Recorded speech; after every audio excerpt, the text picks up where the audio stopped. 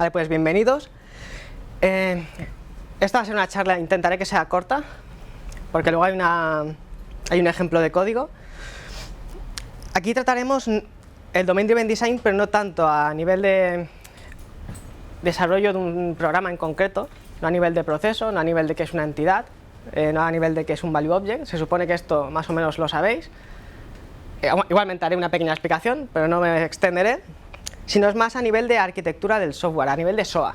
Es cómo distintos servicios que trabajan en distintos dominios o distintos bounded contexts se comunican de forma segura, cómo escalan y cómo podemos aplicar ciertas normas del DDD a esto. Entonces, a ver si esto me hace caso. Ya, ratón, perfecto. ¿Podemos apagar la luz? Porque si no, no se va a ver. Vale, me he perdido ya, si no está aquí. ¿Se ve mejor? Vale. Entonces, yo, por ejemplo, no soy una persona que me atreva a definir la arquitectura del software. La definición de arquitectura del software es bastante compleja. De hecho, en Wikipedia hay una que se extiende en un par de párrafos, y yo solo he puesto uno en concreto, que es: se trata fundamentalmente de hacer elecciones que luego van a ser difíciles de cambiar. Y esto es muy importante, esto realmente es crucial, porque no todo el mundo puede hacer este tipo de decisiones. De hecho, no debería hacerlas todo el mundo, ¿vale? Y al final, las motivaciones para definir una arquitectura son 4 principales. Una es reducir los costes de desarrollo. Una buena arquitectura, además de funcionar bien, tiene que ser fácil de evolucionar, porque si vosotros trabajáis en arquitectura de microservicios o la conocéis, uno de los problemas que mayormente hay es el testeo. Hacer testing de un sistema de microarquitectura o de actores es muy complejo, ¿vale? Luego, obviamente, tiene que satisfacer al usuario, si no, no ganaríamos dinero. Tiene que servir para documentar el software. Una buena arquitectura es autodocumentada, se tiene que entender. Y además, para llegar a decisiones estratégicas de producto. Una arquitectura que no permite virar el rumbo del desarrollo de una empresa no sirve para nada. Aunque cumpla alguna de estas 3, si no sirve para virar, no sirve para nada, ¿vale? Luego hay críticas al final. La arquitectura es un palo, la arquitectura al final no sirve para nada. Son un par de PowerPoints y ya está. Pues realmente todo esto viene a raíz de, en el año 2000, más o menos, no sé si vosotros habéis trabajado una vez con lo que se llama la arquitectura J2EE. No sé si alguien ha trabajado con ella. La habéis sufrido.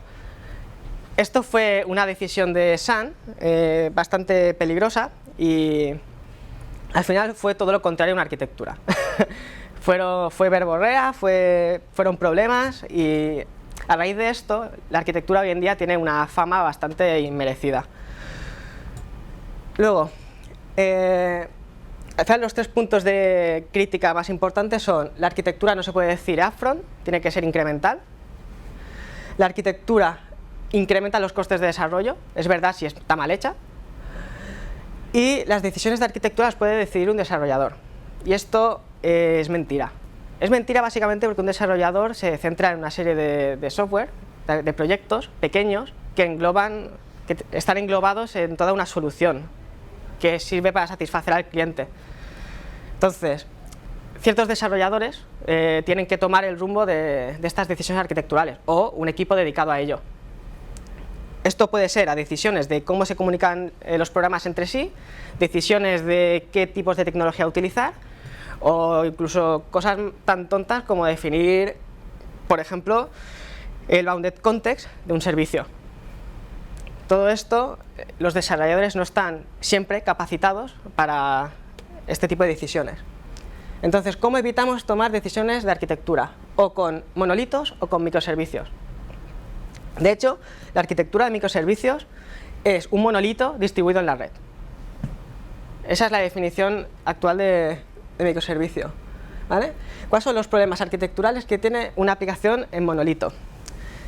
Es difícil de mantener, a medida que hay más código es más compleja. Es difícil de distribuir. Hacer un deploy de un monolito es infumable. Es difícil de escalar. Como normalmente está todo mezclado, el estado es compartido y es un problema. y solo puedes utilizar una tecnología. Hoy en día trabajamos en sistemas altamente distribuidos, cada día tenemos más clientes, millones y millones, y una base de datos no sirve para todo, hace falta distintos tipos de índices, hacen falta sistemas de colas, hacen falta un montón de herramientas nuevas que hace 5 años ni se conocían. Entonces, el monolito no nos permite adaptarnos a ese cambio. Luego, los microservicios, difíciles de mantener. Los microservicios son como los conejos. De 2 salen 8, salen 16, salen infinitos. Entonces, a medida que vayan creciendo los microservicios, es más difícil de mantener. Son muy difíciles de probar, hace falta levantar toda una arquitectura de microservicios 7, 8 para hacer un test. Son difíciles de desacoplar, porque al final acabas teniendo microservicios que llaman a otros microservicios, que llaman a otros, que llaman a otros, y así hasta el infinito. Y luego el tema de la Torre de Babel. Igual que pasaba en... Esto es un dilema importante, porque es necesario. Hace 5 o 10 años, cuando trabajamos todos con monolitos, usábamos una tecnología y una base de datos. C# con SQL Server, Java con MySQL, cualquiera. Hoy en día, con el tema de los microservicios, cada vez sale más el usa lo que quieras. Este microservicio yo lo hago en Python, este lo hago en Java, este lo hago en Node, este lo voy a hacer en Ruby, esto va a usar un SQL Server, esto va a usar un Postgre, esto va a indexar en Elastic, pero este va a usar Kafka. Esto al final acaba siendo inmantenible. Básicamente es obvio que cuando tienes un montón de tecnologías, al final nadie sabe qué hace qué. ¿Vale? Entonces, esta es una frase de un libro que me recomendó un compañero que está aquí, que básicamente dice: distribuye la inteligencia del software de la forma más horizontalmente posible. Es una frase de un libro que se llama Object Oriented Design Heuristics, de Riel, recomendable. De hecho, con esta frase me ha ganado una persona que está en la sala. Y esto, en este caso, el hombre lo dedicaba al software orientado a objetos. Al final, la arquitectura se basa en los mismos principios y es totalmente aplicable. De hecho, viene a raíz de que una arquitectura tiene que ser solid. ¿Vale? Viene la descripción de solid. Single responsibility. Una entidad, no servicio, una entidad solo tiene que hacer una cosa. Solo tiene una responsabilidad. Un servicio, por ejemplo, solo tiene que hacer una cosa. Distintos tipos de proxies lo hacen una cosa. Añadir, la complejidad tiene que estar en un sitio en concreto. Open close. Una arquitectura tiene que ser fácil de extender y no hace falta que se tenga que modificar. Me refiero, yo puedo añadir más capas, entre comillas, más componentes a la arquitectura sin tener que modificar lo que ya está funcionando. Este es un principio básico de la arquitectura. Si no nos basamos en esto, no sirve para nada. Liskov. Esto ya es un poco más complicado de aplicar a la arquitectura, pero al final se basa en que un servicio y otro pueden cumplir el mismo contrato y deben ser reemplazables. Cuando hablamos de Liskov no es ya solo de interfaz HTTP, sino también de precondiciones y poscondiciones. Interface segregation. Un servicio de arquitectura, una entidad, debería poder aplicar a más de una interfaz. Pero lo veremos más adelante, que tenemos un servicio que provee algo al cliente, pero es que ese servicio debe poder accesible desde otros servicios, desde distintos bounded contexts. Entonces, veremos cómo esto aplica. Y dependency version.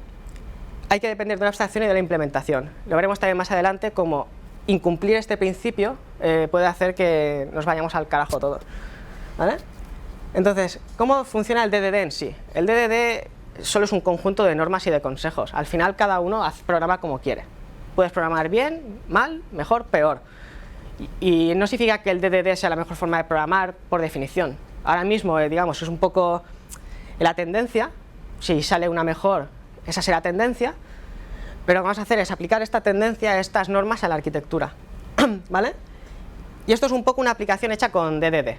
Las capas de una aplicación en concreto. Tenemos servicios de infraestructura, tenemos una entidad de dominio con su servicio de dominio y un servicio de aplicación que agrega distintos servicios de dominio y luego pues una interfaz de acceso a esta aplicación, que puede ser un controlador HTTP, un controlador de una interfaz gráfica o un cliente de terminal. ¿Vale? Aquí tenemos la interfaz y la implementación. Esto es importante porque incluso el software tiene interfaz e implementación. Un software es un objeto, entendámoslo así. Un software es como un objeto que tiene su interfaz y su implementación. Nosotros desde fuera no necesitamos saber cómo es la implementación de ese servicio para trabajar con él. Si conseguimos esto, junto a otras cosas, tendremos una buena arquitectura. Y todo esto de aquí es un bounded context. De hecho, aquí pueden haber distintos servicios de dominio y distintos servicios de aplicación más, ¿vale? Pero para simplificar el esquema, como este dibujo lo vais a ver a lo largo de la charla, en distintas formas y distintas proyecciones, pues será interesante. Luego, ¿cómo aplica el DDD a los datos en sí? El DDD se centra mucho en la transaccionalidad, en la atomicidad de los datos, en la consistencia. Entonces, un punto principal es, en un servicio de dominio, la consistencia de los datos tiene que ser atómica. Yo si escribo de una forma. Si falla, no he escrito nada, ¿vale? Esto tiene que ser ACID. Entre servicios, la consistencia es eventual. ¿Esto qué significa? Yo puedo garantizar que escribo aquí, pero si escribo aquí, no puedo garantizar que las dos funcionen, porque yo, entre que estoy aquí haciendo lógica, puede petar la base de datos y ya no hemos escrito. Entonces, esto es un concepto muy importante también a nivel de arquitectura. De hecho, es más importante en arquitectura que en software en sí. ¿Vale? Entonces, ¿cómo aplica arquitectura? Si trabajásemos en una arquitectura de microservicios, de hecho, vamos a ver las dos proyectadas después, esto sería un microservicio, un servicio de dominio, ¿vale? Nosotros tendríamos un servicio de dominio que publica una API de dominio, ¿vale? Y entre servicios de dominio pues serían peticiones. Luego, a nivel de SOA un poco más clásico, como lo define Vernon, tendríamos un bounded context por servicio, ¿vale? Básicamente, ya es complicado garantizar la consistencia de los datos cuando la red no entra en el juego, que si entra ya es un infierno, porque ya no solo puede petar la conexión a base de datos, sino que puede petar la comunicación entre servicios. Entonces, Vernon trae más por aquí, ¿vale? Entonces, si tenemos una arquitectura de microservicios, ¿cómo pasamos datos entre dos servicios? Hay un concepto que se llama capa de anticorrupción, anti-corruption layer, que básicamente se trata de, dado dos puntos, buscar una forma explícita de interfaz para comunicar entre ellos, de forma que los datos no se pierdan. Esto siempre existe. O sea, todos los patrones de arquitectura existen. Otra forma es que estén implícitos o explícitos. Y siempre es mejor explicitar. Y Application Service acaba siendo un Integration Service. ¿Esto qué significa? Tenemos un microservicio, otro y otro. Y este solo se ocupa de llamar a otros servicios. Esto a nivel de coste de DevOps, bueno, es infinito. Porque para hacer una cosa tenemos 3 servicios, 4, 5, 6. ¿Vale? Desde un punto de vista de SOA clásico, tenemos un servicio para conectar dos entidades. Tenemos una interfaz de proyección entre dominios, ¿vale?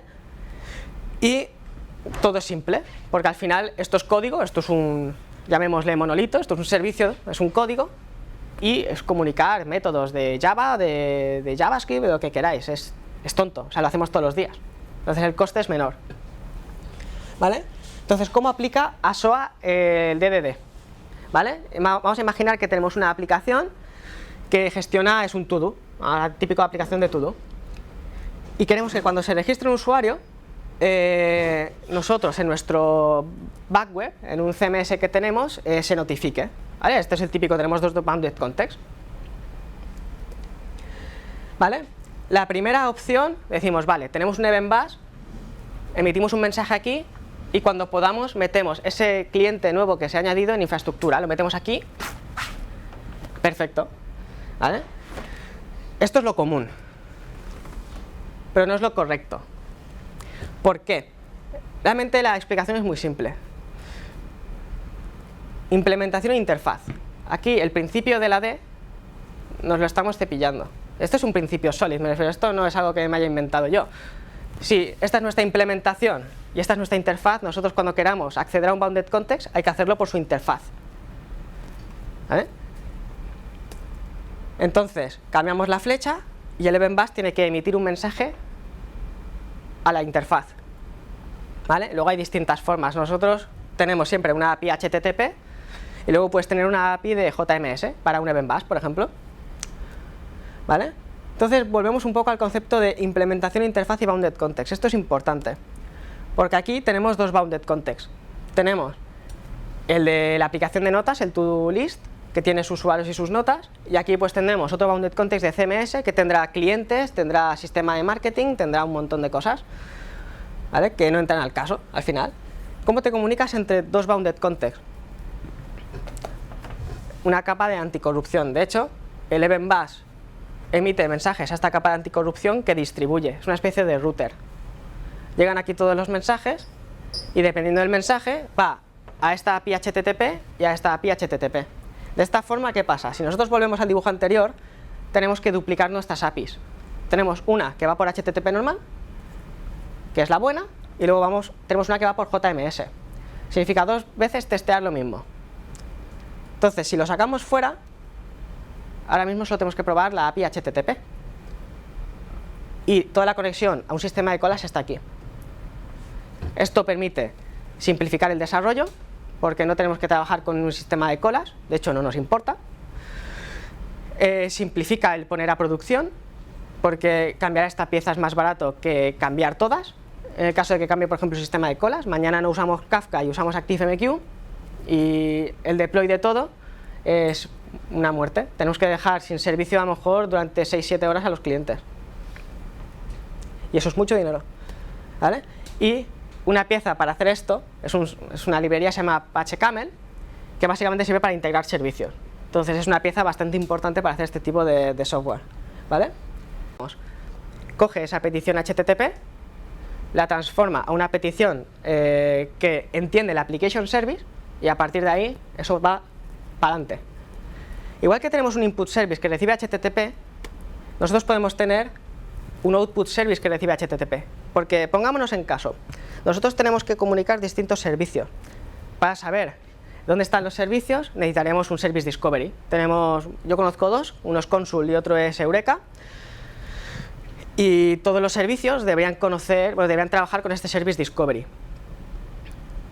Claro, yo cuando empecé a programar, a mí mi profesor me dijo, si ves cosas que están duplicadas es que están mal, por defecto. Entonces tener un service discovery en todas las piezas a lo mejor no es lo que deberíamos hacer, ¿sabes? Básicamente por ese tema de duplicación, ya no es a nivel de código sino de lógica. Perdonad, si hay alguna pregunta a lo largo de la charla podéis hacérmela y cortarme, ¿vale? Porque esto es un poco largo y a veces es espeso. Entonces, ¿cómo sacamos esa lógica duplicada de todo el tema de Service Discovery, balanceo de carga, todo esto fuera? ¿Ves? Esto tiene que estar en un servicio aparte. Yo le llamo Output Service, le podemos llamar patata, a mí me da igual, ¿vale? Y esto lo que hace es recibe HTTP y emite un mensaje en cola, ¿vale? Puede no hacer eso, puede recibir HTTP, aquí hacer un routing a partir de un Service Discovery y estamos así. Esto, una vez más, está orientado a simplificar el desarrollo y los costes. Si yo no tengo que configurar Consul, no tengo que configurar Eureka, no tengo que configurar un sistema de colas, simplifica el desarrollo. O sea, la arquitectura, uno de los puntos principales, si no es el más, es simplificar el desarrollo, ¿vale? Aunque no lo parezca. Entonces, aquí esta pieza también es candidata a hacerse con Camel. Luego podéis hacerlo a mano, podéis hacerlo como queráis.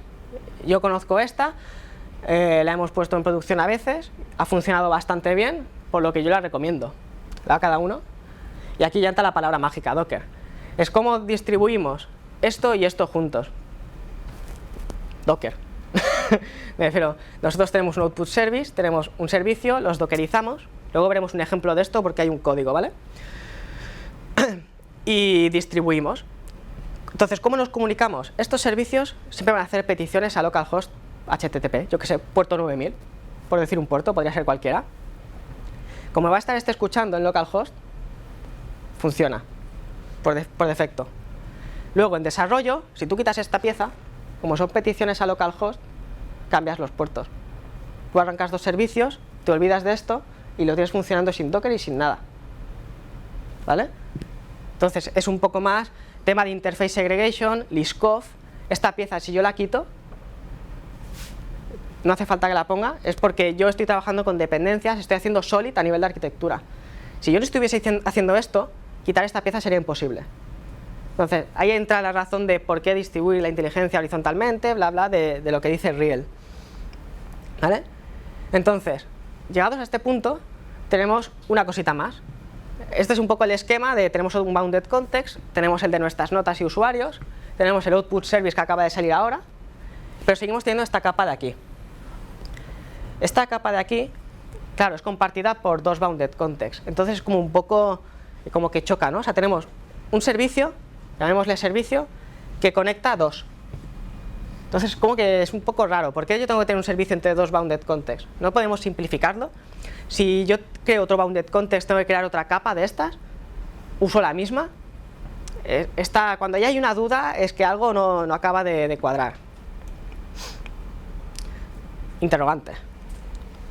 Porque al final esto lo que hace es de JMS a HTTP, porque ya es la misma transformación que hace aquí a la inversa. O sea, no hace nada ya, es como molesto, es una pieza que dices, está ahí por estar.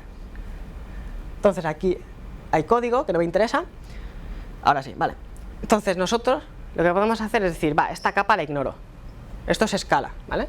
No os asustéis. Esa capa la ignoro y lo que voy a hacer es, en vez de hacer un servicio, lo que voy a hacer es mi bounded context, que va a recibir datos, va a publicar una interfaz de acceso a mí. De esta forma nosotros tenemos control directo sobre los datos que nos llegan, porque si para mi bounded context, este bounded context publica una interfaz que usa una interfaz de Java, de Scala, o sea, hablo de interfaz física de código, yo tengo el control absoluto de lo que me va a llegar aquí. Por ejemplo, puedo hacer validaciones, sé que tengo un contrato explícito que aunque no vaya por HTTP me va a funcionar, porque eso es un detalle de implementación que a mí ni me va ni me viene, y simplificamos el desarrollo, porque para test podemos moquear, por ejemplo, esta interfaz, ¿vale? Entonces, hacer interfaces que, digamos, son cross-bounded context es un poco delicado, porque al final lo que hacen es conjuntar conceptos que no tienen nada que ver en principio. Como siempre es DDD y tiene que haber una especie de lenguaje ubicuo, por lo que nosotros tenemos un cliente, ¿vale? Que es vuelvo a repetir, tenemos usuarios y cuando se crea uno se emite al CMS un cliente. Tenemos un cliente, nuestro dominio. Luego tenemos un cliente de CMS, pues que tendrá una ID, un nombre, un email, que implementa cliente. Luego tenemos la interfaz de proyección del cliente, ¿vale? Que esta es la que sirve más bien para comunicar bounded context. Y luego estas son las interfaces, esta es la interfaz, perdonad, ya de infraestructura. Porque si os fijáis, nosotros nos comunicamos entre bounded context por infraestructura. Esto es importante. La infraestructura no es infraestructura, un repositorio, esto accede a base de datos y guarda cosas. La infraestructura se llama así porque son los cimientos de la aplicación. Nuestra lógica de dominio no sirve de nada sin infraestructura. Así, haces una petición, perfecto, te calcula que 2 más 2 son 4, pero luego ¿qué pasa con eso? No podemos notificarle al cliente, no tenemos memoria. Entonces, infraestructura es crucial para comunicar. Y por eso, los bounded context se comunican por infraestructura y tenemos que tener una interfaz de infraestructura. O sea, al final estamos comunicando bounded context, son cosas que va a haber entre distintos equipos trabajando en ello. ¿Qué mejor forma que definir una interfaz para que nadie rompa nada? Y luego pues tenemos la implementación de HTTP, que esto al final es lo de menos, porque por inyección de dependencias yo voy a poder acceder por HTTP, por HTTPS o por TCP, un socket. Eso al final es lo mismo. Y luego usarlo. Tenemos un usuario que crea notas y además es una proyección de un cliente en otro bounded context. Tenemos un usuario de una aplicación que tiene sus datos y implementa la interfaz de proyección de cliente. Crea un cliente de CMS. Esto es una librería, entonces, por lo que todos los que bounded context como este que vayan a acceder al segundo utilizarán esta librería. ¿Qué significa esto? Que si alguien sube una versión de la librería, yo, si no he roto nada, ya tengo versionado por defecto, para empezar. Luego, los contratos son explícitos, por lo que si yo me cargo algo no compila. No es que luego llegue eso a producción, tenga un servicio que envíe una petición HTTP y me devuelve un 500 o un 400. Entonces es importante que haya una interfaz. Y luego la implementación. Y luego se usa a nivel de servicio de dominio, porque esto al final es una infraestructura a nivel de dominio. Tenemos distintos datos y register user al final lo que hace es, bueno, crea una instancia de usuario, la guarda en infraestructura y emite un evento de dominio. ¿Vale? sea, los eventos de dominio no se emiten porque sí. A veces hay una sensación de que un evento de dominio es algo que se tiene que emitir siempre. No, o sea, no hace falta. Hay que emitirlo cuando sea necesario. ¿Vale? Entonces, esta capa de aquí nos la podemos cepillar. Pero queda otra. La parte de manipular datos la hemos sacado de una librería, ¿vale? Que es la que se conecta aquí. Pero luego nos queda la parte de, vale, perfecto. Pero a mí me llega un mensaje por un sistema de colas. ¿Qué hago? Creamos un input service, adapter, que recibe una petición JMS y la convierte en HTTP. Pero dices, hostias, pero si seguimos teniendo la pieza. Ya ves que esta pieza ahora ya no tiene dudas, es totalmente abstracta. O sea, es algo que se puede usar en cualquier lado. Es una pieza, igual que esta, no tiene lógica de dominio, es una pieza de infraestructura que solo sirve pues, para comunicar entre microservicios o servicios SOA, normal y corriente. Convierte JMS a HTTP, HTTP JMS. Todo el tema de Service Discovery infraestructura está aquí, por lo que nuestros servicios están limpios de ese tema. ¿Vale? Y teniendo Docker, hacer un deploy de esto es gratis, ¿vale? Entonces, digamos, puntos un poco a tener en cuenta a nivel de arquitectura, ¿vale? Aquí, ahora bueno, no sé si va a internet, antes tenemos unos problemillas, no sé si va. El código lo voy a poner aquí, cosas del directo, y lo veremos. Voy a poner distintas frases del código, los veremos, ¿vale? De hecho, creo que tengo aquí el IntelliJ, a ver, lo tengo abierto. De hecho, el código este es parecido a lo que habéis visto ahí. Mira, era este. Ya, aquí estamos.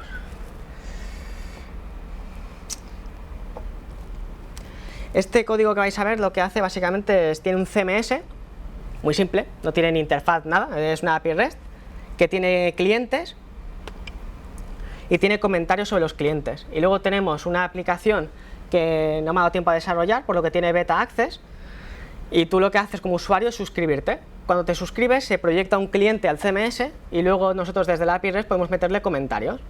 Además, esta API es idempotente, si el usuario ya existe no lo vuelve a crear, entonces es un tema más a tener en cuenta a nivel de arquitectura. Antes de empezar con el código, ¿hay alguna pregunta que se quiera hacer? Qué bien, pues a ver, voy a mover esto. Vale, perfecto, y además lo voy a hacer y uy, vamos a hacer una cosa, si no me equivoco, voy aquí, vale.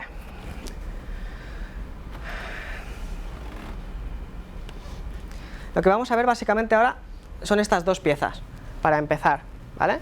Estas dos piezas son genéricas, ¿vale? De hecho aquí veis los comentarios que yo me he puesto de las notas, por lo que las vamos a ver en código. Es código en escala, si hay alguna duda sobre el código en sí, pues me preguntáis y respondo y ya está.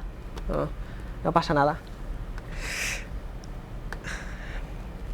¿Vale? Esto es un proyecto de SBT, luego os lo podéis descargar. La estructura parece más compleja de lo que es.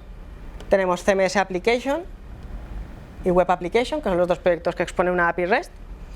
Tenemos Input Service y Output Service, que estas son genéricas. Y luego tenemos la Anti-Corruption Layer, ¿vale? Empezaremos por el Input Service. Pip, pip, pip. Aquí. De hecho, esto lo que voy a hacer, si me permitís, es ponerlo en modo presentación del IntelliJ, porque si no, no creo que vayamos a ver nada. Parece que no compile, pero esto es culpa del IntelliJ, ¿eh? Luego compila. Que el IntelliJ y Scala como que parece que todavía no se llevan muy bien. Modo de presentación es este, ¿no? Bueno, no sé si es mejor o peor, pero aguantaremos con esto. Al final, esta pieza es camel, ¿eh? De hecho, esto es el input service.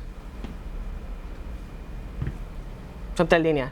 Son 3 líneas que son fáciles de probar, de distribuir y tal. Esto es un jar que no hace nada al final. ¿Qué hace? Recibe un mensaje por una cola por JMS en un source en concreto, cualquier topic, bueno, cualquier cola, y emite un mensaje HTTP a localhost. Porque como esto va a ir distribuido en Docker, perdonad, como esto va a ir distribuido por Docker y va a haber una instancia, porque esto al final escalará igual que la aplicación, como va a haber una instancia de tanto el input service como el output service dentro de un Docker con el microservicio, todo apunta a localhost. Los únicos realmente que apuntan fuera son estos dos. Esto a lo mejor se podría incluso mejorar. O sea, si hay alguna idea. Perdona. Sí. ¿Esto qué es? ¿El que recibiría la petición desde fuera del Docker? Este es el que recibe una petición JMS El que desde fuera. Exacto. Este es el que, digamos, a partir de una petición en una cola, hace que te llegue al microservicio o al servicio SOA. ¿Y cómo editas el Service Discovery a este nivel? A este nivel. A este nivel no puedes. Tiene que estar fuera. O sea, necesitas Service Discovery para ver dónde está la cola. Para saber dónde. No, pero para saber dónde está el servicio que quieras. Para saber dónde. Ahí lo veremos. Eso entró ahora. Si te fijas, bueno, lo voy a hacer fácil, va. Es broma, no va. Yo lo he hecho de una forma en concreto, hay distintas. Yo meto un mensaje en la cola, pero ¿quién coge ese mensaje? ¿No? Yo puedo meter un mensaje y ¿quién lo coge? ¿A qué cola va? Lo que tienes que hacer, bueno, al menos yo lo que he hecho, es meter un DNS en que todas las peticiones desconocidas por otros DNS van a localhost. Es un Service Discovery que siempre va a localhost. Entonces, ¿qué haces? Tú haces una petición de HTTP, // esto lo veremos, ¿eh? De hecho, un segundo. ¿Estás diciendo que distribuyes esto con el microservicio? Esta pieza sí. Esta pieza va con el microservicio. O sea, tanto el input service como el output service van distribuidos en un Docker con el microservicio. Porque al final esta pieza es solo es una puerta. Sí, sí. Es eso, no es más. De hecho, voy a enseñar lo del DNS. Beta, era algo de beta. No, mira, esto lo puedo ver en HTTP. ¿Vale? Hemos ido un poco a lo loco ahora. Esto sería la anti-corruption layer, volveremos a ella.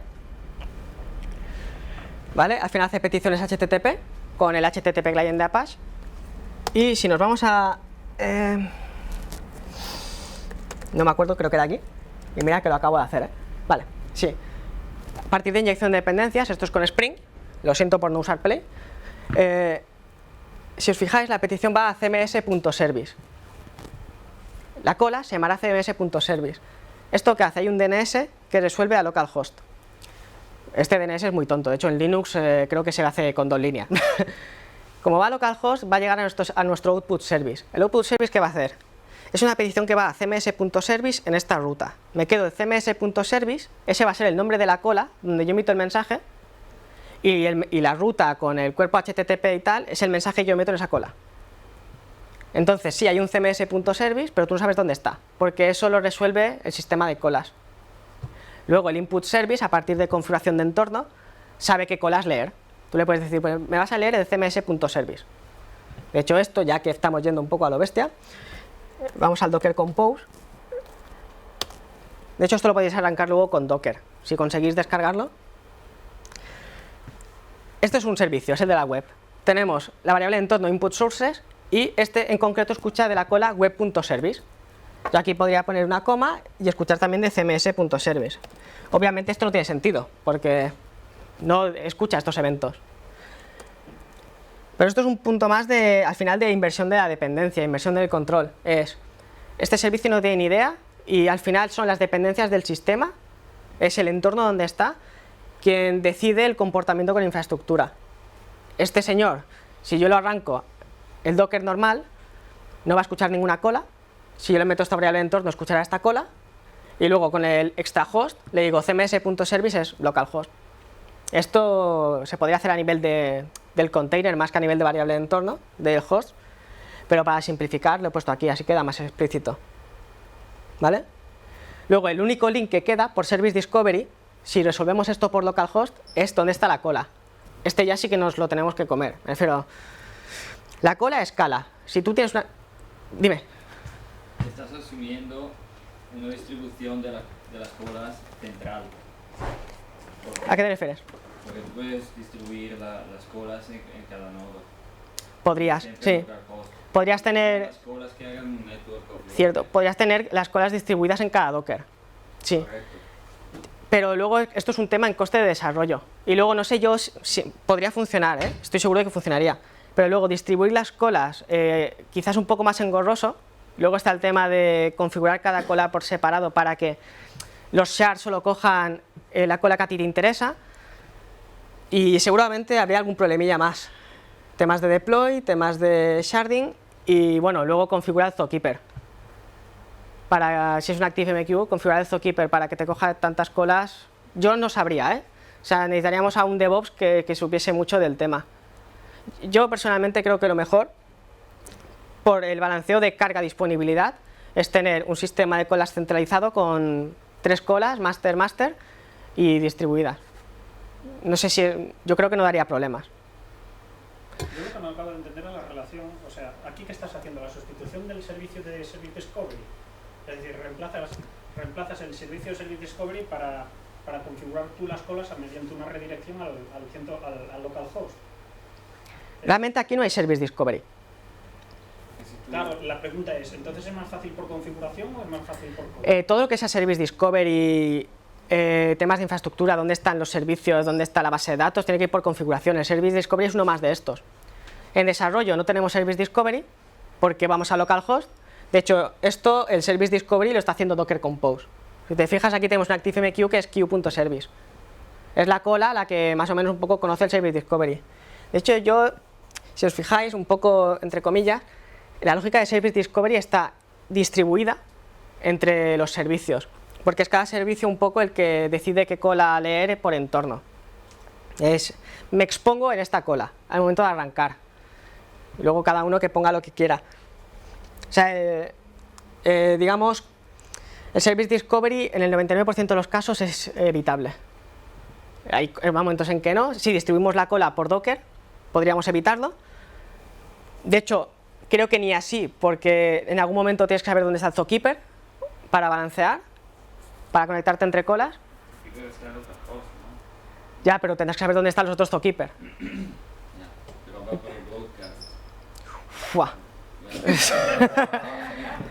Sí, podría, pero de hecho el broadcast le tienes que decir, le tienes que poner un nombre de Zookeeper, no sé, podría funcionar, pero no sé. Y no sé qué más, vale. Volviendo a donde estábamos.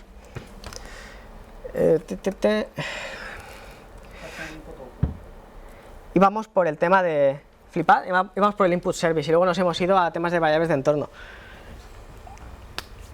Al final, esto es un bridge. Lo que hace es recibir una petición JMS y la transforma para hacer una petición HTTP. Esto se puede hacer a mano. Con Camel son 3 líneas. De hecho, aquí faltan cosas, Yo, por ejemplo, ahora aquí no estoy trabajando el tema de balanceo, de gestión de excepciones y todo esto, pero que no complicaré tampoco mucho. Es un tema a tener en cuenta. O sea, de 3 líneas a lo mejor se va a 6. Creo que es asumible. Y teniendo en cuenta que es genérico, que lo pones al final con cada servicio. Después de este, está el output service, que si no, bueno, así no se llama. Este es el JMS to HTTP, pues sería un HTTP no me acuerdo cómo se llama. Este básicamente, ¿qué hace? Expone un servidor HTTP, ¿vale?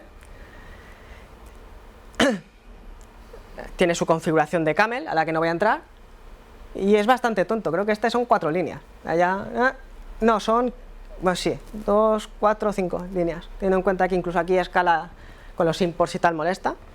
Son unas 4 o 5 líneas de código. ¿Qué hace? Expone un servidor HTTP, que aquí podríamos filtrar y solo escuchar las peticiones de localhost. Pero bueno, esto ya son temas más, son tontos realmente. ¿Qué hace? Recibe una petición, coge la cabecera host para saber a dónde estamos yendo realmente. Por ejemplo, si vamos a cms.service o vamos a web.service. Coge el host directo, setea la cabecera JMS target, que es a qué cola vamos a emitir el mensaje, y a partir de ahí Camel con un recipient list le dices vamos a JMS queue header.jms target.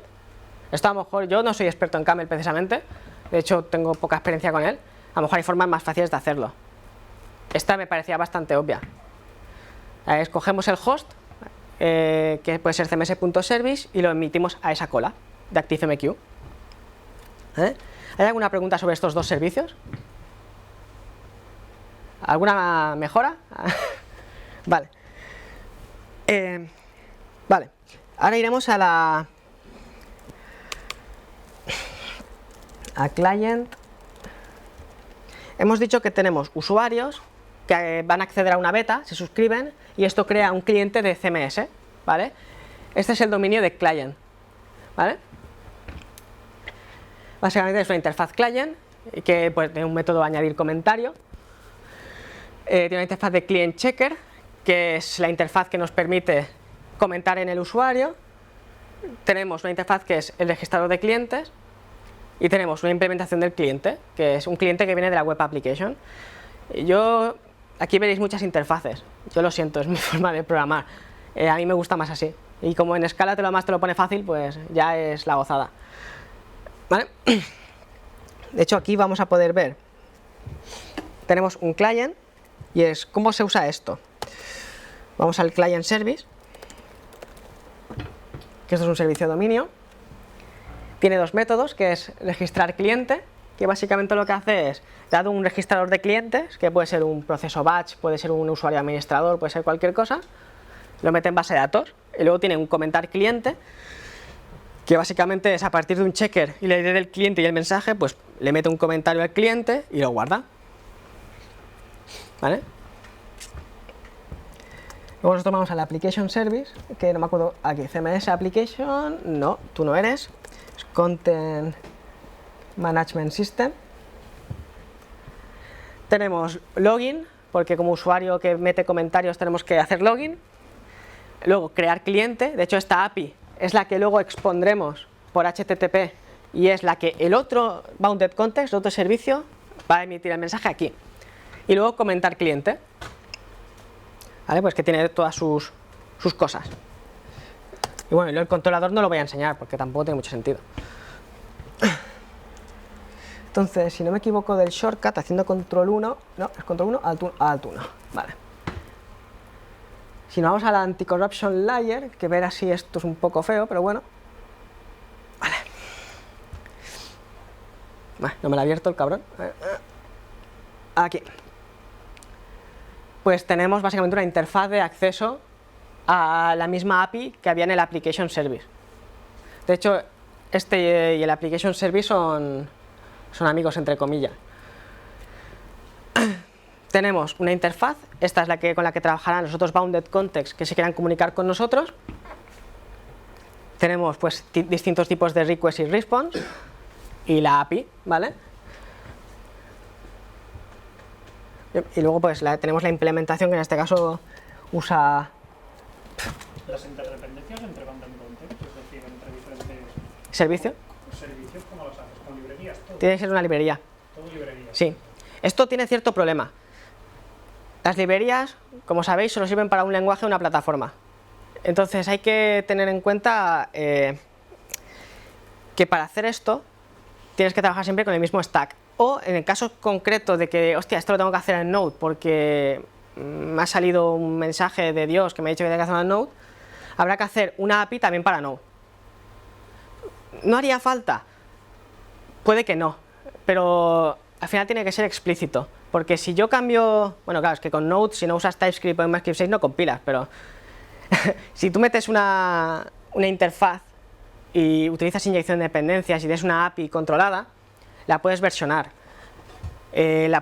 Yo aquí, por ejemplo, no estoy haciendo lógicas, pero yo puedo verificar que el login request, en el constructor de login request, yo que sé, el nombre del usuario no viene vacío.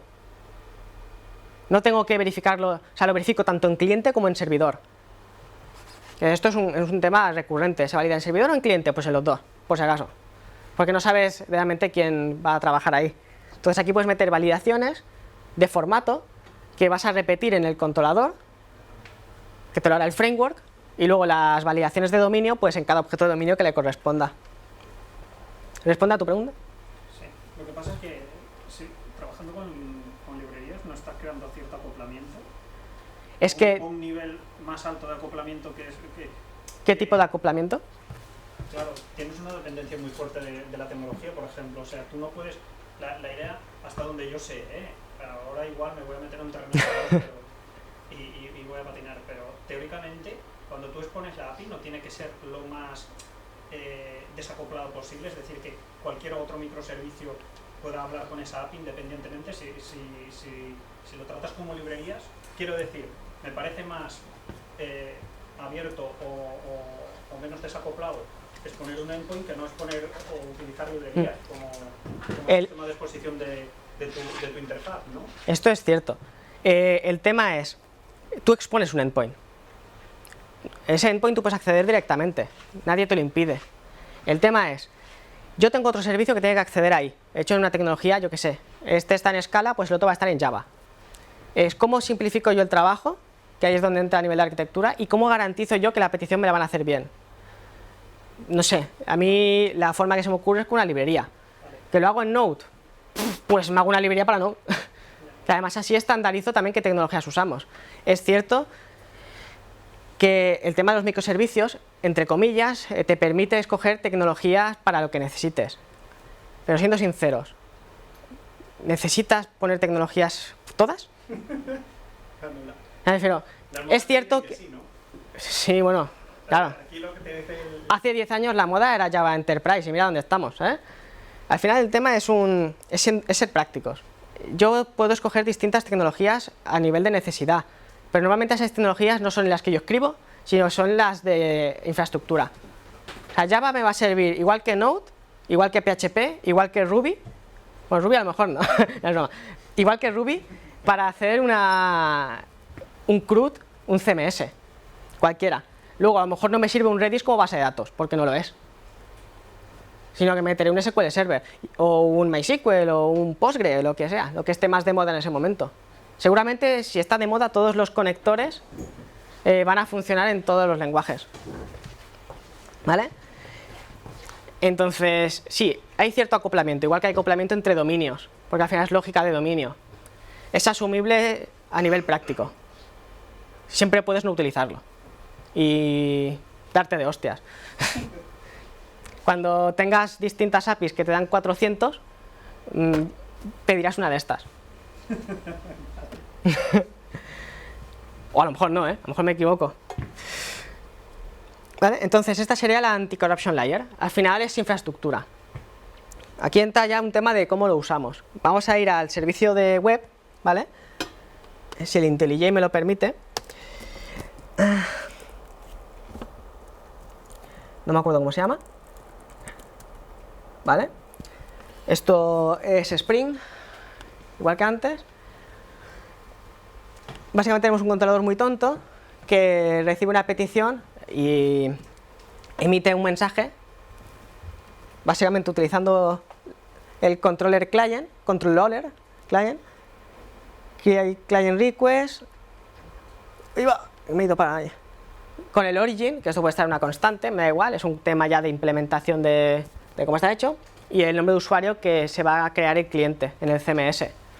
Esto lo hace en el controlador porque no me dio tiempo a ponerlo bien. Pero he tenido 3 días para programar esto, ¿sabes? No he tenido tiempo físico. Entonces, ¿esto es lo mejor que se puede hacer? No, pero es un poco para que entendáis el concepto. Luego cada uno aquí pues aplica las best practices que crea convenientes. ¿Vale? Entonces, bueno, un post a beta, recibe una request de Spring con el username y crea un usuario en el CMS, ¿vale? Esto irá al controlador del CMS, de hecho voy a poner un momento las diapositivas, si el IntelliJ me lo permite, aquí está, sí que me lo permite.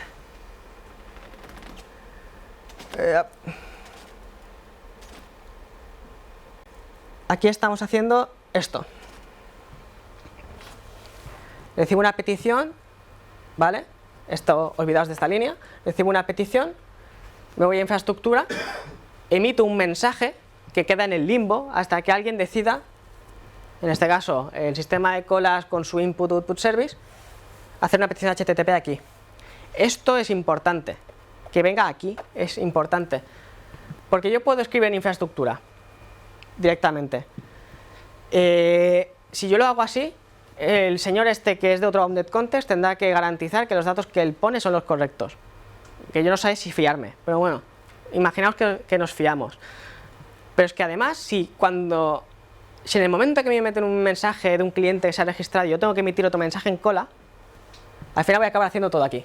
Porque, hostia, tengo metido otro mensaje en cola, ¿qué hago? Pues bueno, me pongo aquí la línea. Entonces, si nosotros definimos una arquitectura con implementación, interfaz, y todas las peticiones vienen por el mismo lugar, como esto es una aplicación de DD normal y corriente, yo aquí tengo la tecnología y tengo el espacio para hacer lo que quiera. Si yo hago aquí, estoy poniendo cadenas al campo, ¿vale? Entonces siempre intentad ir a lo más grande cuando hagáis este tipo de cosas. Entonces volvemos al IntelliJ, hacemos la petición, esto llegará al CMS controller, que se llama, creo que hemos venido aquí antes. Y básicamente, como era un create client request, pues viene a client, ¿vale? Y llama al CMS create client. Esto es una capa, ¿vale? De transformar HTTP a nuestro servicio. De hecho, incluso haciéndolo bien, podríamos llegar al momento de decir, pues esto yo lo pongo como librería y mi anti-corruption layer lo único que hace es llamar a un método. De hecho, tal como está ahora, sería fácil hacerlo. Esto creará un cliente. Qué cabrón. Como hay poca resolución, me manda a todo por culo. Pues Content Management System. Que básicamente registra un cliente a partir de un origin, ¿vale? ¿Hay alguna duda aquí de por qué tiene que ir a la API HTTP, no ir a infraestructura? ¿Alguna duda? No, vale, perfecto. Entonces aquí lo único que faltaría es arrancar esto, que de hecho va a ser complicado con esta vista, porque la verdad es que el IntelliJ tiene cosas bonitas, pero esto, a ver, que no veo una mierda.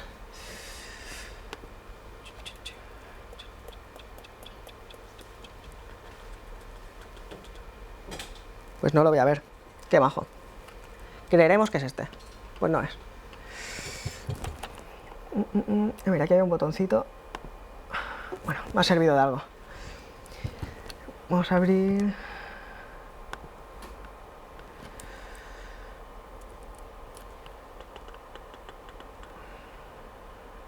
Lo que voy a hacer ahora es encender los Docker para que lo veáis un poco en funcionamiento.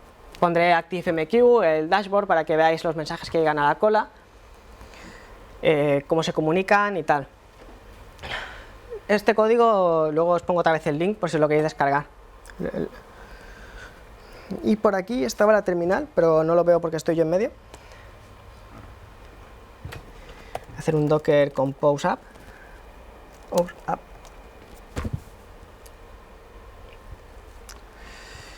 Ahora me voy al otro Google Chrome. Y vamos a abrir, mira, de hecho voy a abrir, lo voy a hacer más fácil, voy a abrir el Postman, que tengo ya aquí grabadas unas peticiones.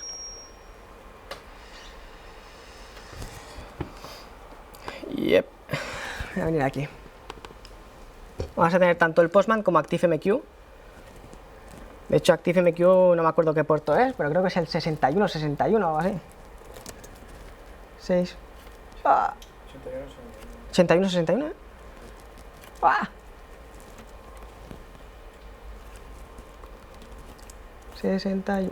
Sí, muchas gracias. Welcome, no sé qué. Manejar. La contraseña es admin porque viene así por defecto. Es de las seguras. Y no sé si alguna vez habéis visto, bueno, seguramente alguno conozco que sí lo habrá visto, pero no sé si habéis visto alguna vez el dashboard de ActiveMQ. Está muy bien porque ya viene con casi todo. Te permite temas de ver la relación entre colas en grafos, te permite exportar un XML para hacer temas de Big Data con todos los mensajes, tiene Fit RSS, Fit Atom, tiene bastantes cosas chulas que para temas de Big Data y análisis son una gozada. Nosotros vamos a ir a colas, que está aquí. Vale, tenemos dos colas, ¿vale? Con un consumidor cada una. Cada consumidor es un servicio. Tenemos CMS y Web Service. Está forzado de tal forma que cuando se encienden ya se registran y crean la cola. Si la cola ya existe, pues no hacen nada, pero para así garantizar que cuando escribas el mensaje quede. ¿Vale? Si nosotros hacemos, voy a poner el Postman, Ah, coño, está aquí. Ah. Y esto no me deja mal, ¿vale? Voy a suscribir a Pepito a una beta, ¿vale? Y si esto funciona y no me deja mal, cosas del directo, a ver... Vale. Esto es la respuesta que me envía el otro bounded context. De hecho, como es un proxy, lo que he hecho, esto es la respuesta del otro bounded context. Si nos vamos al ActiveMQ y refrescamos, veremos que se han colado un mensaje y ya se ha trabajado con él. Y ha llegado a CMS Service. Y esto es porque la capa de anticorrupción ya sabía que tenía que ir a cms.service, que está en localhost. Porque ahí es donde está el output service que va a meter el mensaje en la cola. Luego habrá alguien que coja ese mensaje de la cola y lo pones. De hecho, esto escala genial. Voy a hacer luego una prueba en directo a ver si funciona. Pero teóricamente, yo a medida que vaya metiendo consumidores, como todos apuntan a localhost, yo no tengo que hacer nada para escalar. Porque estos se conectarán a la cola por DNS.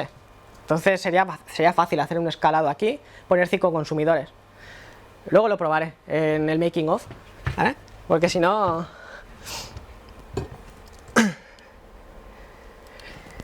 Entonces, ahora tenemos un usuario Pepito. Para ver si ha funcionado bien, lo que voy a hacer es, aquí tengo peticiones, me voy a loguear como administrador, ¿vale? En la aplicación. Esto no pasa por cola ahora. Esto me da un token, que voy a coger. Y voy a añadir un comentario a Pepito, ¿vale? Aquí el cliente al que le quiero poner el comentario es Pepito. Y voy a poner, no le vamos a dejar entrar en la beta. Porque no me cae bien. Y emitimos un mensaje. ¿Vale? Ahora este usuario ahora tiene un comentario de un administrador. ¿Vale? Que es no le vamos a dejar entrar en la beta. Ahora, ¿qué ocurriría si yo intento volver a registrarme en la beta? Aquí es donde entra un tema muy importante de arquitectura, que es la de impotencia ante servicios. Un ejemplo claro. Si yo elimino algo que ya está eliminado, ¿qué tiene que pasar? ¿Alguien tiene alguna idea? Si ya está eliminado, que casque. ¿Que casque? ¿Por qué? No, porque si es algo que ya supuestamente tú no sabes si ha sido eliminado o no ha sido eliminado el sistema. Tú lo intentas eliminar. Y entonces, a partir de ahí, podría ser que la eliminación del anterior no se hubiera llevado a cabo con éxito o no. Pero que te da ese error. Tú lo que quieres es que se elimine algo. O sea, tú quieres que esa cosa no exista. Si ya no existe, para ti es un ok, ¿no? Ya, pero tú normalmente en un sistema cuando eliminas algo siempre tienes un retorno de que la operación va bien o va mal. Entonces, si no eliminas nada, realmente estás dando información falsa. Hombre, si no realmente es que eso es falso. Si tú lo piensas bien, ya aquí esto es de REST. Tú no buscas una acción, sino buscas un estado final. Yo busco que ese elemento esté eliminado, ese recurso. Si ya está eliminado, el trabajo que he hecho está de puta madre. Ya está eliminado. No he tenido que hacer nada. O sea, yo como usuario, ¿qué quiero? Que ese elemento no esté ahí. Si no está ya, ¿qué tengo que hacer? O yo tengo que crear un usuario. Bueno, el caso de usuario es muy concreto. Yo tengo que crear un elemento. Y me dicen, ese mismo elemento vuelve a crearlo. ¿Qué tiene que pasar? ¿Tiene que petar diciendo que ya existe, que hay un conflicto? ¿O tiene que decirte que ok? Supón que dos objetos son iguales. Lo creo. En base de datos, ok, perfecto. Vuelvo a crear el mismo objeto en base de datos. ¿Qué tiene que ocurrir? SQL peta, ¿vale? Pero supongamos como recurso REST, ¿qué tendría que pasar? ¿Que te devuelve el mismo objeto? Exacto. ¿Por qué? Porque él te ha dicho, quiero este objeto. Quiero que metas este objeto en ese limbo que tienes. Si ya existe. De hecho, yo ahora si hago un login, me va a devolver este objeto de aquí, con este estado. Bueno, me hago un acceso a la beta, que estaba por aquí. Si veo el ratón... Ah, coño, estaba en la otra pantalla. Ya decía yo que... O sea, tendría sentido, ponlo desde este punto de vista, que yo me vuelva a registrar a la beta y no tenga datos aquí, o que me pete. Yo lo que quiero es registrarme a la beta. Si ya estoy registrado, vale, me das un ok, yo estoy registrado, pero que pete no tiene sentido, porque va a pensar el cliente que es un error. O sea, cuando trabajamos de REST, REST se basa en recursos, no en acciones. Digamos, REST es una forma de declarar un estado final de un recurso. Es una forma así un poco así cuela, ¿no? Es decir, si ese recurso ya existe o ya está eliminado, ¿qué más me da? Yo lo quiero eliminado. Si ya está eliminado, me da igual. ¿Que existe y yo quiero ese recurso? Perfecto, ya está. Pero si creas un objeto, un usuario con una contraseña y una segunda dirección con otra contraseña, ¿cuál es la Claro, contraseña? ahí es donde está el conflicto, que los dos usuarios son distintos. Ah, o sea, ha de ser un objeto idéntico. Claro. O sea, si yo creo un usuario, o sea, yo le digo, créame un usuario con ID 1 que tenga este email y esta contraseña, y me vuelves a hacer esa petición, te tiene que dar un OK. Esta petición a nivel de cliente nunca va a pasar, pero sí que puede pasar en un sistema distribuido, porque yo cojo, meto el mensaje en la cola, tengo un consumidor que coge, pero como no me ha dado un OK en un minuto, le dice ActiveMQ, bueno, como nadie me ha respondido, se lo doy a otro cliente. Como este no ha petado, sino que simplemente es lento, va a meter el registro, tarde o temprano. Este segundo que ha cogido la petición no puede petar. Es como, bueno, la petición está bien, porque si peta, ¿qué pasa con ese error? No sé si me explico. O sea, son casos que a nivel de cliente, en este caso el del usuario, es un caso que a nivel de cliente no va a ocurrir, porque el tema de la contraseña y tal se gestiona de otra forma. Pero cuando hablamos de recursos, como comentarios o, no sé, posts, no sé, cualquier cosa, cualquier otro tipo de recurso más interno, tiene que ser idempotente. Si yo creo un recurso que ya existe, es un OK. No, Dime. yo era solo sobre este tema para decir que en base a la especificación SLP, para ser exactos, post no es idempotente. Post no, pero put sí. Put es idempotente, pero... Sí. Bueno, aquí debería ser un put, vale, pero sí. Tanto put como delete son idempotentes como estado final, Sí, pero asumen que el código de error puede ser diferente. Por ejemplo, put, si la entidad ya existía, te devuelve un 200.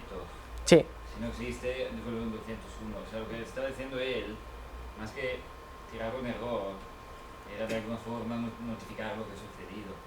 Sí, se podría hacer, La pero... idempotencia no tiene que ver. No, yo es que no hablo... En base a la RFC, Sí, pero yo no hablo del código de estatus. El código de estatus puede ser 200-201.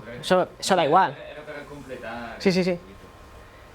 Yo lo que me refería es que no pete. Puedes dar un 200 o un 201, lo que quieras. Sí. Creo que sí, el created es Si es un 201. sistema distribuido y haces un delete y tienes N base de datos, estás jodido entonces. ¿Por qué? Porque tienes que matar el recurso en todos los nodos. Hombre, pero eso ocupa la infraestructura. Pero yo si tengo un PostgreSQL distribuido, yo elimino una vez y luego él ya se Y ocupa. si no hay intercomunicación entre los diferentes nodos, No, esto es el caso, ¿no? Bueno, aquí... Bueno, a ver, tú te refieres, yo elimino un recurso aquí y hay otro bounded context que tiene un recurso con esa referencia. Probablemente se borrará o, Claro. si no, tu aplicación dejará de ser disponible. Es una de las dos. Sí, es o peta. estoy pensando en la integridad de los datos, ¿eh? Estoy intentando buscar Aquí es donde entra el tema de los bounded context. Tú puedes garantizar en un bounded context, en un dominio, la integridad de los datos. Yo borro, ahí se ha borrado. Pero cuando tienes dos, la segunda infraestructura puede petar. Y la tercera, y la cuarta, y la quinta. Y petarán. Entonces, por eso necesitas sistemas como un sistema de colas, temas de reintentos, porque si ha petado el primero, el sistema de colas va a volver a coger el segundo y el tercero, y lo va a intentar y lo va a intentar. ¿Qué ocurre? Que puede no petar. Entonces ahí es donde tiene que ser idempotente. Aquí, claro, era lo que estaba pensando yo, porque si tú dices, no tiene que pasar nada cuando envías un delete cuando ya has borrado, pero el problema está en que si tú envías un delete y no das información extra de lo que ha ocurrido con la operación, ¿no? Tú puedes encontrarte un caso en que digas, vale, sí, está borrado, pero a lo mejor por integridad, realmente el recurso en algún caso puede seguir ahí, Sí, y realmente no lo está. Entonces, teóricamente, tú, como bien dices, porque estamos hablando de recursos, al usuario le informas de que está borrado porque lo marcas de alguna manera, pero realmente en tu infraestructura el recurso puede seguir existiendo. así es. Pero esto es un tema de consistencia de datos que a veces pasa. O sea, tú has eliminado y lo borras en un nodo del Postgre, ¿vale? Pongamos Mongo, va. Y que he dicho mucho Postgre ya. Tenemos un registro en Mongo y yo voy y lo borro. Mongo, aparte de tener replica sets, tiene sharding, ¿vale? Entonces, ¿qué puede ser? Que en un replica set, en un shard, ese elemento, mira, se me ha ido tanto hablar, puede ser que en un replica set en concreto, un shard, ese registro todavía esté y haya alguien con la suerte de ir justo a ese. Estamos en sistemas distribuidos. El porcentaje de que eso ocurra es menor del 1%. De hecho, estoy seguro de que... Joder, que ya voy, tío. Estoy seguro de que tú alguna vez en Twitter has visto tweets que no deberías ver. Pero ¿cómo lo sabes? El cliente no se entera.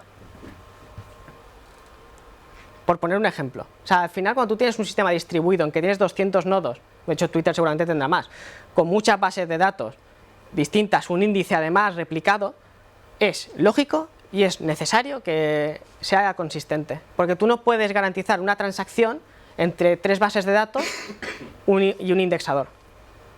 Tienes que vivir con ello. O sea, ahí no te puedo ayudar. A lo mejor algún día viene Martin Fowler y encuentra la solución, yo no. ¿Hay alguna pregunta sobre esto? Sí, pero entiendo todo esto, al final consigues que has desacoplado servicios entre sí, porque se comunican a través de un sistema de colas. Sí. Si un sistema muere, pues ya que se acumulan, cuando se levante los consumirá y sí. todo irá bien. Pero en casos de uso donde requieres una transaccionalidad, sí. Por ejemplo, le quieres cobrar al usuario dinero y tienes un sistema que es el banco. Sí. En ese caso, tú no puedes depender del sistema de cola, deberías ir, ¿no? Deberías conseguir que sea en el momento que le estás cobrando y le das un feedback al usuario realmente. Este tipo de peticiones se tienen que hacer síncronas y eso se permite hacer, bueno, a ver, no conozco... A través de la API HTTP directamente contra No hace falta. A ver, no conozco todos los sistemas de colas del mundo. Yo sé que, por ejemplo, Kafka no te permite hacer transacciones, pero ActiveMQ sí. Tiene un sistema de transacciones. De hecho, esto que has visto es una especie de transacción. Yo me espero a que me responda. Entonces se puede hacer, incluso con sistemas distribuidos. Porque ¿qué pasa? Al final yo pongo un... De hecho, esto es más seguro que hacer una transacción HTTP. ¿Por qué ocurre? Yo hago la petición, meten el mensaje en cola, alguien lo procesa y me responde. Pero yo en ese momento yo he muerto. Habrá otro servicio que pueda coger ese mensaje y seguir con la transacción. Si tú lo haces de forma directa, eso no puede ocurrir, porque cuando muera el que está haciendo la transacción, muere todo el sistema. De hecho, es menos seguro. Entonces, hay formas de hacer transacciones en un sistema de colas. ActiveMQ viene con uno integrado.